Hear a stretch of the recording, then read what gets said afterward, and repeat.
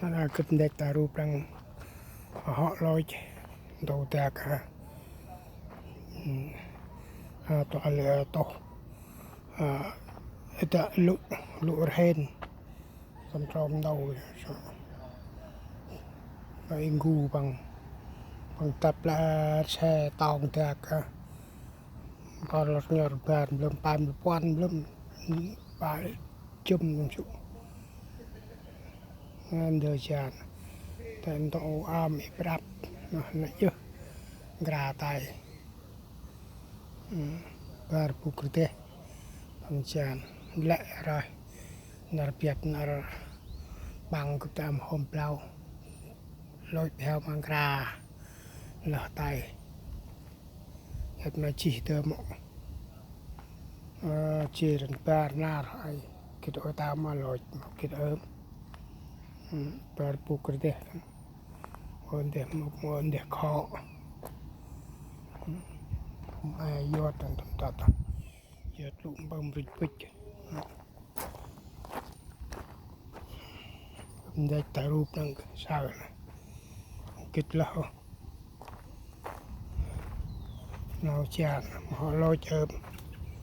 để cứ có con ta khui cho bắp ta mô chỉ ôm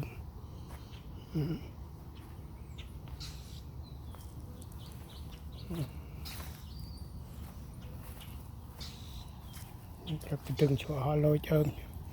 lôi chỉ chơi cái bờ mà bằng ra tay bị từng chỗ cái mấy chỉ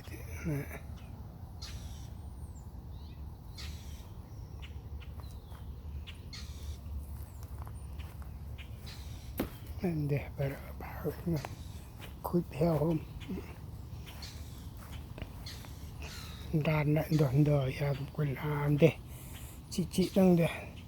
để cọp ri đang để mục nè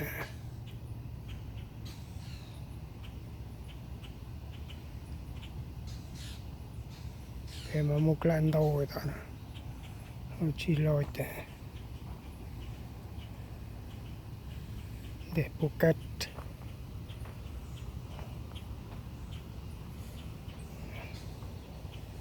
để quăng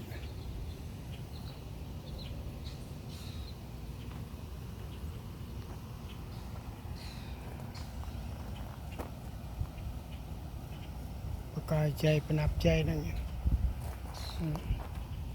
chan pakai chay mình đây nên đâu tạc chỉ họ là sao bùn bịch đâu bằng cái mà từ hộp tạc pakai ta mom ke lo bùn đập ler ya mà bỏ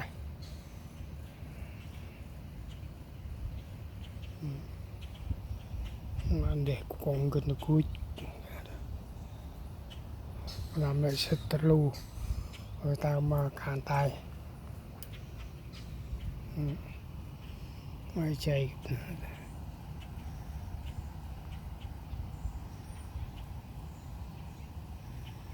giờ mi bả lâu giờ không cái nào vậy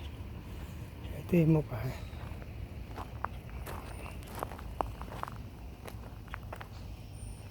nói theo mà chỉ là theo phẩm vậy mà cái chặt tay phẩm vậy hết cái tàu lại tạm biệt tầm bằng ăn thì buồn lại mà chỉ tầm kề lại lần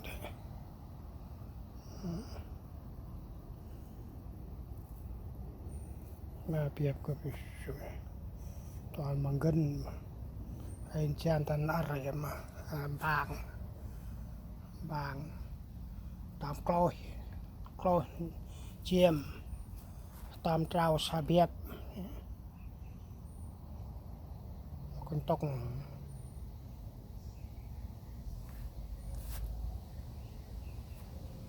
nó một con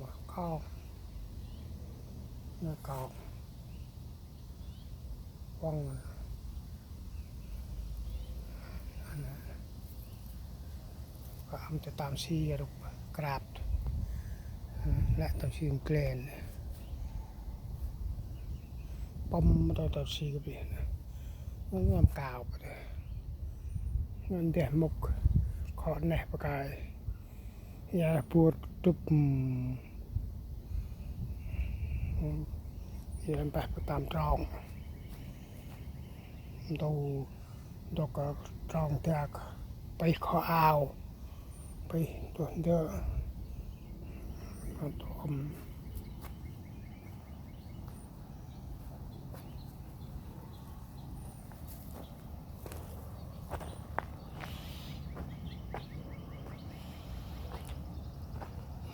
ปลาเปลือก